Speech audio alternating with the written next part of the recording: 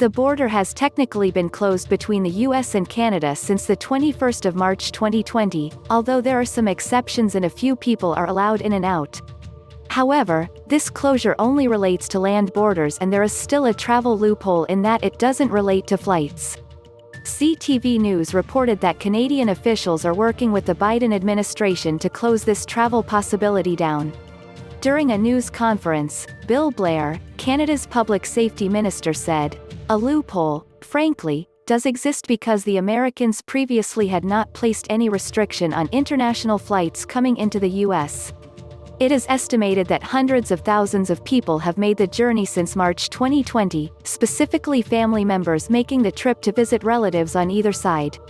Whilst anyone arriving in Canada must have proof of a negative COVID-19 test taken in the previous 72 hours and go into a 14-day quarantine, the Canadian government is looking to find more ways to discourage travel and a new agreement with the US government would help."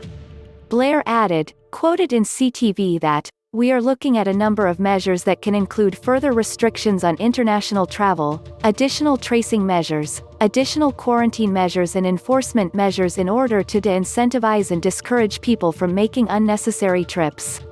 The land closure has again been extended until the 21st of February, currently, and both countries are reiterating that people should stay at home and not undertake any kind of domestic or international travel.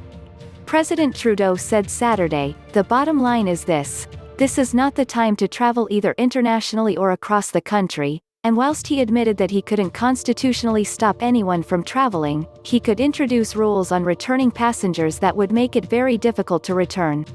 By September 2020, 18,431 people had been turned away at the border, mostly American residents, but it is believed, as reported by CBS, that almost 4 million people made it into the country during that time. People are still legitimately allowed to cross the border if they live in Alaska or must undertake essential work there. However, the documentation is strict and thorough, and requires COVID-19 testing and quarantine procedures. Canada and the US have the world's longest shared border, 8,891 kilometers. Pre-pandemic, almost 30,000 trucks, 140,000 cars and roughly 300,000 people made the crossing every day.